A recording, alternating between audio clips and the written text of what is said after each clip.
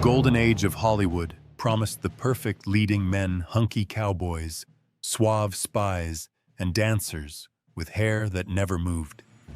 But behind those perfect curls and sleek pompadours lay the best-kept secret in showbiz wigs. Yes, some of your favorite movie heroes were bald as billiard balls. The studios kept it like a nuclear code, proving that in Tinseltown, the hair was real as long as you didn't look too closely. Don't miss out, because your favorite hero might very well be bald. Number 1. Cesar Romero, the Latin lover's covered crown. For more than 60 years, Cesar Romero embodied Hollywood charm. Tall, elegant, and with that magnetic smile, he glided through romantic comedies, westerns, and eventually into pop culture immortality as the Joker in the 1960s Batman series. His thick, gleaming hair seemed like a permanent part of the package, except it wasn't. By his 30s, Romero's natural hair was retreating faster than a villain facing Batman. The solution: a collection of wigs that could have their own star on the Walk of Fame. In his earlier films, these hairpieces were almost invisible, smooth, polished, and perfectly suited to the Latin lover image. But as the years passed, subtlety left the building. By the time Romero was cackling in green Joker hair, his wig was practically winking at the audience.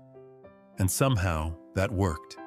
The slightly artificial look fit the over-the-top energy of the show, turning what could have been a flaw into pure camp brilliance.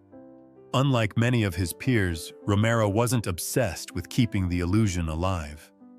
On set, he would casually adjust his wig mid-scene if it slipped or remove it entirely during lunch breaks, chatting away as if nothing had happened. He reportedly once quipped, "If I'm acting, why can't the hair act?" to a line that perfectly captured his breezy confidence. By the 1970s and 80s, Romero's hairpiece had become more than just a cosmetic accessory. It was a recurring character in his career. Whether in guest spots on TV or public appearances, it arrived with the same charisma as its owner. In an industry obsessed with perfection, Cesar Romero proved you could keep your dignity, your charm, and yes, your wig, without taking any of it too seriously. Number 2. Douglas Fairbanks Jr., Hollywood royalty's hidden crown. Douglas Fairbanks Jr. was Hollywood aristocracy, the son of the swashbuckling legend himself. With his polished manners, dashing profile, and impeccable style, he seemed like a man born without a flaw until his early 30s, when his hair began a quiet retreat. For most actors, this would spark panic. For Fairbanks Jr., it simply became another matter of wardrobe. In his world, a hairpiece wasn't a disguise. It was a gentleman's accessory as essential as a tailored dinner jacket. Unlike some stars who clung to the illusion of eternal youth, Fairbanks Jr. approached his wigs with the same refined pragmatism he brought to his roles and real-life diplomacy. They were always of the highest quality, maintained with meticulous care, and designed to look appropriate for his age. As the years passed, his hairpieces grayed and thinned, naturally aging right alongside him. It wasn't about fooling anyone, it was about presenting the correct image for the occasion, whether on a Hollywood set or at a royal banquet. Fairbanks Jr. was famously discreet about his hairpieces. They were never the subject of conversation, nor a source of embarrassment. Friends likened his attitude to that of an English gentleman. Selecting the perfect hat quality was assumed, but the matter was never discussed in polite company. His stylists knew the unspoken rule: excellence without excess, elegance without flash. In the end, his wigs became part of his signature as much as his aristocratic bearing, whether fencing on screen or shaking hands with world leaders. Douglas Fairbanks Jr. proved that a man's crown isn't just the hair on his head, it's how he wears it. And in his case, the crown was always perfectly in place. Number 3. Sean Connery, from Bond's perfect hair to embracing baldness. When Sean Connery first stepped into the role of James Bond in 1962's Dr. No, Audiences swooned over his piercing eyes, smooth voice, and, let's be honest, flawless hair. The truth that perfectly styled jet black mane was a carefully engineered hairpiece hiding the fact that Connery was already balding heavily in his 20s. Producers decided that 007 couldn't have a license to kill without a license to thrill, and apparently that meant a full head of hair. Connery's Bond wigs weren't just props, they were feats of engineering. Reinforced bases, industrial strength adhesive and styling, designed to survive fight scenes, car chases, and underwater missions without budging an inch. Whether seducing a Bond girl or wrestling a villain, not a single strand dared step out of line. On set, the hair was treated with the same respect as the Aston Martin or the Walther PPK. But in the 1970s, Connery made a move. Few leading men of his stature would dare. He ditched the wig for most roles and let the world see his natural baldness. It was a bold break from the Hollywood rulebook, and it didn't just work, it redefined him. In films like The Offense, The Untouchables, and The Hunt for Red October, the bald head became part of his commanding presence. By embracing what many stars feared, Connery proved a truth as sharp as any Bond one-liner: real confidence doesn't need a cover-up. His decision turned him into a new kind of sex symbol, one who showed that charisma, talent, and presence will always outshine the hairline. Number 4. Yul Brynner, the man who turned baldness into a trademark. In a town obsessed with lush hair and perfect curls, Yul Brynner became a star by doing the unthinkable, shaving his head completely bald. When he first did it in 1951 for the Broadway role of King Mongkut, in The King and I, it was meant to be a temporary transformation. At the time, Brynner still had hair thinning, yes, but not gone. Yet the moment audiences saw him under the stage lights, the shaved head became electric, exotic, unforgettable. The gamble paid off so spectacularly that Brynner kept the look for life. His smooth dome became as much a part of his brand as his deep, commanding voice and regal presence. In an industry where most leading men were hiding bald spots under elaborate hairpieces, Brynner flaunted his scalp like it was an A-list accessory. He didn't just make bald look good, he made it look powerful. Ironically, there were moments when the famously bald actor had to wear wigs for certain roles, such as Solomon and Sheba and Taras Bulba. Brynner treated these hairpieces with total detachment, seeing them as nothing more than costume elements. While other actors fretted over wig placement, he approached them with a shrug, slipping them on and off as easily as a crown in a dress rehearsal. By the end of his career, Brynner's bald head had eclipsed the roles themselves. It was a symbol of confidence, defiance, and individuality. In a city built on illusions, he turned his lack of hair into the most authentic trademark Hollywood had ever seen. Number 5. Bob Hope, the comic who kept his topper under wraps. For over 6 decades, Bob Hope was America's go-to entertainer, cracking jokes, hosting the Oscars, and boosting troop morale with his signature grin and razor-sharp timing. And through it all, one thing never seemed to change: that neat, familiar hairline perched perfectly on his head. The secret Hope had been wearing a hairpiece since the early 1940s, back when radio ruled and black and white film still reigned supreme. Hope's comedic style was fast, physical, and full of movement, which meant his wig needed to be a true stunt performer. It had to survive pratfalls, dance numbers, and quick turns without so much as a shift. His hairpiece was secured like a military operation, because nothing kills a punchline faster than your hair flying off mid-joke. In private shows for the troops, however, Hope occasionally let the wig in on the gag. He might tug at it during a mock meltdown, or pretend it was knocked askew, getting roars of laughter from soldiers who loved seeing the legendary comedian poke fun at himself. But these moments were rare on TV and films, and at public events, the topper stayed put, dignified and dependable. Through the decades, while fashion trends came and went, Bob Hope's hair never changed. It was part of his brand, as recognizable as his ski slope nose and golf club in hand.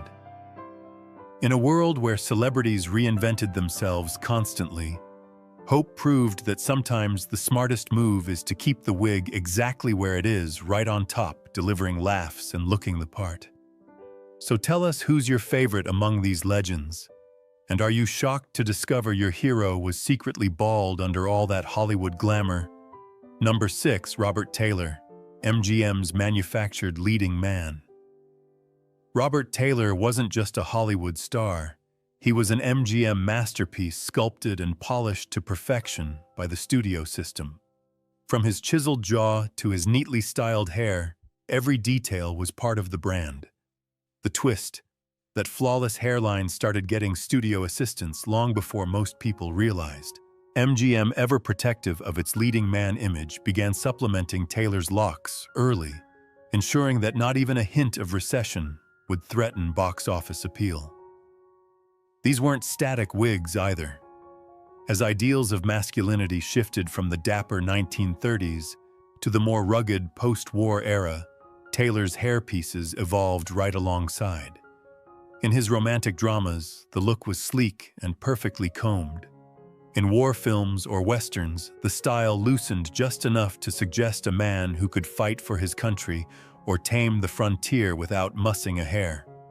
Taylor's contract even had unusual clauses requiring approval before any change to his appearance, including haircuts. A personal stylist traveled with him to keep every strand in place, making sure audiences always got the Robert Taylor they knew and loved.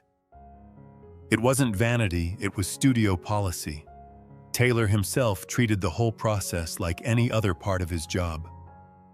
That professional detachment is what made his image so enduring.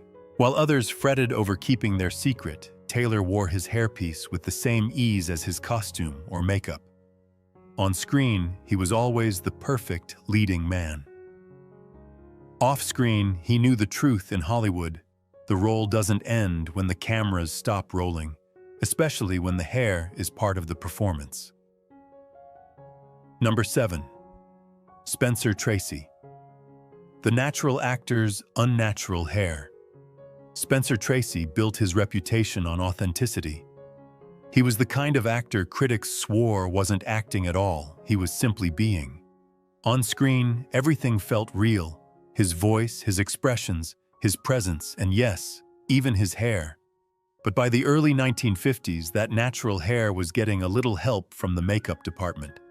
Tracy began wearing hairpieces so skillfully designed that they matched his slightly thinning hair, making the transition nearly invisible to audiences. MGM handled it with masterful subtlety. They didn't suddenly give him a thick, youthful mane. Instead, the wigs filled in what was missing, evolving gradually over the years, so no one could pinpoint when the change began. It was a quiet art form, part performance, part illusion, that supported his image as the everyman you could trust. In private, only a few people ever saw him without it, most famously Katharine Hepburn. With her, he could toss this damn thing aside and relax. But the moment the public eye was anywhere near the hairpiece went back on, whether he was filming, attending events, or even working through his final illness during Guess Who's Coming to Dinner. For Tracy, the hairpiece wasn't about vanity. It was about maintaining a consistent image the same way he wore a costume or hit his marks. And in typical Tracy fashion, he never let it distract from the real show, his performance. Because if you remembered the hair, you weren't paying attention to what really mattered. Number 8. William Holden. From Golden Boy to Covered Crown. William Holden burst onto the scene as Hollywood's fresh-faced golden boy, but by his early 30s, the golden locks were thinning fast. Around the time of his career resurgence with Sunset Boulevard in 1950, Holden began quietly wearing hairpieces. At first, they were just subtle fillers restoring the youthful hairline audiences remembered. But as the years passed, the coverage expanded until the wig was as much a part of his image as his rugged charm. Unlike some stars who embraced their hairpieces as part of the job, Holden was never entirely comfortable with his. Friends and co-stars recalled that he often removed it in private settings, preferring to relax without the extra layer. It wasn't about shame, it just didn't feel authentic to him. Ironically, for a man who made his living pretending to be other people, this small artifice sometimes weighed heavier than the roles themselves. The challenge was especially obvious during shoots in extreme climates. While filming the bridge on the River Kwai in the humid jungles of Ceylon, the heat and moisture tested even the most secure wig adhesives. Sharp-eyed viewers might notice the occasional inconsistency in his hairline, a rare crack in Hollywood's carefully maintained illusion. By the late 1960s and 70s, in films like The Wild Bunch and The Towering Inferno, Holden's hairpieces became more noticeable, the gap between studio publicity shots and real on-screen appearances growing wider. Still, the charisma never faded. For audiences, it didn't matter what was on his head. It was the man beneath the hair that made William Holden unforgettable. Number 9. Burt Lancaster, the athletic star's covered secret. Burt Lancaster was Hollywood's human action sequence. Before the cameras ever rolled, he'd been a circus acrobat swinging from trapezes and performing death-defying stunts with ease.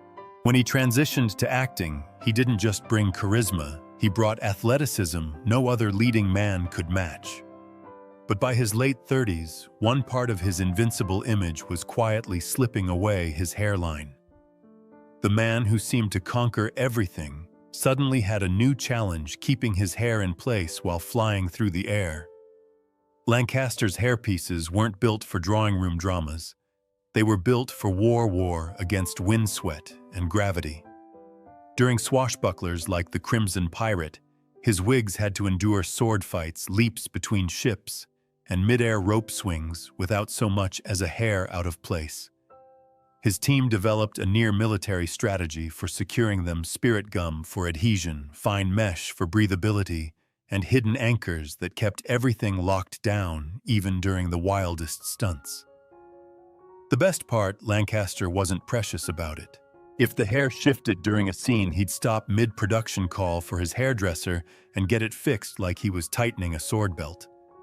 No embarrassment, no drama, just another prop to maintain.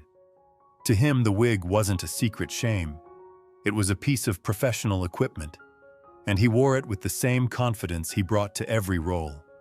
Off-camera, the hairpiece even became a source of banter with his longtime friend Kirk Douglas.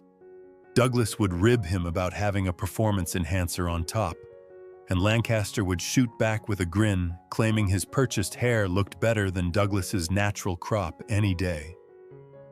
For two men who defined screen masculinity, it was all in good fun, two kings of the silver screen sparring over crowns.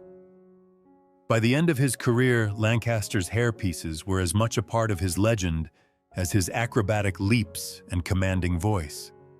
They didn't just cover his head, they completed the picture. Because if you're going to battle pirates, storm fortresses, and leap between moving horses, you might as well make sure your hair sticks the landing every single time. Number 10. Frank Sinatra, old blue eyes and new hair. By the mid-1950s, Frank Sinatra had already reinvented himself once, from the skinny crooner of the 40s to the suave, swaggering chairman of the board. But with the comeback came a problem. His hair was staging its own quiet exit. Around 1954, As From Here to Eternity put him back on top. Sinatra began wearing hairpieces, not to disguise who he was, but to complete the image he was selling. And in true Sinatra fashion, they weren't just wigs, they were statements. Within the Rat Pack, the hairpiece was an open secret. Dean Martin might slip in a sly jab on stage, Sammy Davis Jr. might throw a wink about Frank's little helper, and Sinatra would grin or glare depending on his mood. But often he could dish it right back. Once, after a particularly wild night in Vegas, he sent his wig to Dean in a box with a note: "Even I need the day off." That was Sinatra turning a potential embarrassment into a punchline. The hairpieces themselves were as varied as his wardrobe. There was the high-polish, stage-ready version, designed to shine under hot lights, the more natural, camera-friendly piece for films, and the relaxed, everyday topper for casual outings. Sinatra treated them like cufflinks or silk ties, accessories chosen for the moment, always part of the ensemble, never an afterthought. His valet, George Jacobs, recalled how Sinatra's pre-show ritual was as precise as a military operation. The hairpiece was steamed, brushed, and positioned with the same care as his tuxedo. Once it was on, it became invisible, not because it fooled everyone, but because Sinatra's presence was so commanding that nobody cared. By the end of his career, the hairpiece had become as much a part of the Sinatra legend as the fedora, the cigarette, and those unmistakable blue eyes.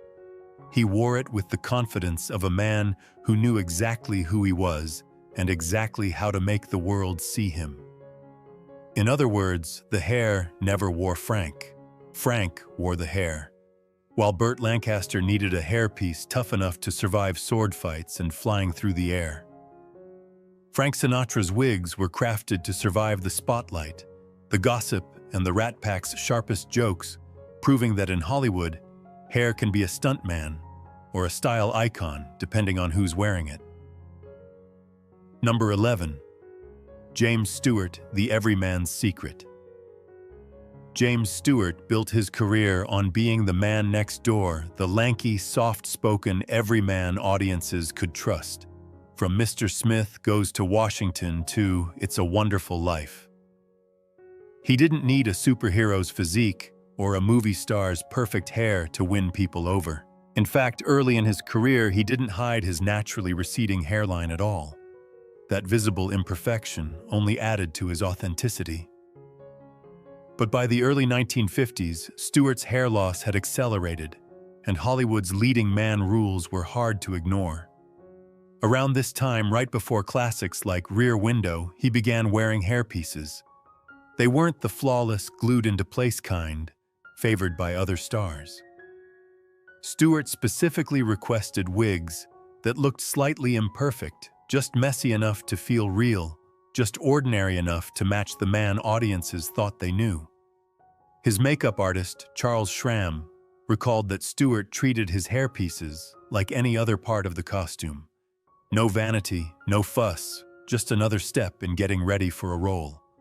If the wig needed adjusting, he'd do it with the same matter-of-fact attitude he had when tying a tie. The goal wasn't to look younger than he was. It was to look like a believable version of himself on screen. As Stewart aged, he allowed his wigs to age with him, thinning slightly, going gray naturally. While other actors clung to thick, jet-black hair into their 70s, Stewart understood that authenticity was his brand. He knew audiences valued truth over perfection, even in something as Hollywood-crafted as hair. By the end of his career, Stewart's everyman image was intact, the wig never stealing focus from the man beneath it. His secret wasn't that he wore a hairpiece, it was that he wore it without pretense, proving that sincerity, not style, is what truly lasts in Hollywood. Number 12, Cary Grant, perfect hair for the perfect man. Cary Grant wasn't just a movie star, he was the embodiment of Hollywood elegance. Tailored suits, impeccable posture, and that impossibly perfect hairline made him seem like he'd stepped straight out of a dream. But by his mid-30s, the dream was thinning. For most men, hair loss is just an inconvenience. For the man from Dream City, it was a potential crisis. The solution, some of the most expensive, meticulously crafted hairpieces ever made in Hollywood. Grant's wigs weren't off-the-shelf purchases, they were custom works of art. Each hair was hand-knotted into a nearly invisible base, the kind of craftsmanship that cost 10 times more than what other stars paid. He kept multiple versions on hand, tailored to the role. For romantic comedies like The Philadelphia Story, he wore a perfectly groomed piece with not a strand out of place. For rugged adventures like Gunga Din, the hair was styled looser, as if windblown by desert sands. His longtime makeup artist Del Armstrong remembered that Grant approached his hairpieces with the same precision he brought to his suits. Everything had to be flawless, but also believable. And unlike some actors who clung to a youthful look, Grant allowed his wigs to age gracefully. As his real hair went gray, so did the hairpieces, maintaining a natural continuity that kept audiences from ever questioning their authenticity. In private, Grant could joke about it. Alfred Hitchcock recalled him referring to his wig as realistic therapy for a traumatic condition, insisting it wasn't about vanity, it was about business. After all, the public paid to see Cary Grant, not a bald man they don't recognize. By the end of his career, his hairpieces had become an invisible part of the legend, never flashy, never obvious, always perfectly in sync with his image. Cary Grant proved that in Hollywood, perfection might be an illusion, but if you craft it carefully enough, it becomes reality. Number 13. John Wayne, the Duke's hidden crown. John Wayne was the embodiment of American masculinity, towering on horseback, squinting into the sun, and speaking with that slow, deliberate drawl that could silence a saloon. But by his late 30s, the man who defined the Western hero was quietly losing ground, not on the frontier, but on his scalp. The Duke's hairline was retreating, and Hollywood wasn't about to let its favorite cowboy ride into the sunset, looking anything less than iconic. His hairpieces were designed with one mission: to look like the natural hair of a man who lived outdoors. Unlike the sleek, city-slick styles worn by Cary Grant or Robert Taylor Wayne's wigs, were a little tousled, a little windblown, perfect for a gunslinger whose best friend was a dusty trail. The goal was authenticity, even if it meant creating it artificially. Filming on location in windy, sun-baked places like Monument Valley posed a special challenge. To keep everything in place during gallops and fight scenes, Wayne wore a specially designed bandana under his cowboy hat that held the hairpiece steady. Costume assistants became as skilled at securing his hair as they were at adjusting his gun belt. Wayne himself treated the whole thing with a shrug. Friends remembered him casually removing his wig in private, tossing it on a chair like a pair of spurs. "This damn thing's hotter than a tin roof in August," he'd grumble, but the ladies seemed to like it, so on it stays. For him, the hairpiece wasn't a fragile secret. It was just another piece of the costume. By the end of his career, Wayne's rugged image was untouchable, wig or no wig. The Duke proved that in the myth-making business of Hollywood, the tools didn't matter, only the legend you built. And his, well, it wore a Stetson, rode tall in the saddle, and had just the right amount of hair blowing in the wind. Number 14. Fred Astaire, dancing with an invisible partner. Fred Astaire made dancing look effortless. Whether gliding across a ballroom floor or tapping on the ceiling in Royal Wedding, his tuxedos stayed crisp. His smile never faltered, and his hair, immaculate, unmoving, was as much a part of the performance as his famous feat. What audiences didn't know was that by his late 20s, Astaire was already losing his hair, and that perfect coiffure was a carefully engineered partner in every routine. Astaire's hairpieces were unlike anyone else's in Hollywood. They had to endure leaps, spins, floor slides, and the occasional gravity-defying stunt. Working with Max Factor and a select few stylists, he developed wigs with a silk base for ventilation and special adhesives that could withstand hours of sweat without shifting a millimeter. This was hair built for choreography.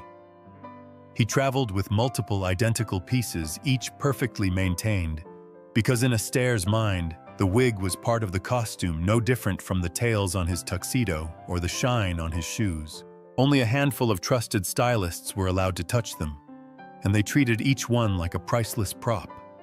Remarkably, despite decades of high-energy performances, there's no record of an Astaire wig mishap. Not a single curl out of place, no mid-spin malfunctions. As Ginger Rogers once joked, I had to remember never to run my fingers through his hair. In a love scene, Fred would never forgive me for dislodging his little friend. By the time his career slowed, Astaire's hairpieces had become an invisible part of his artistry.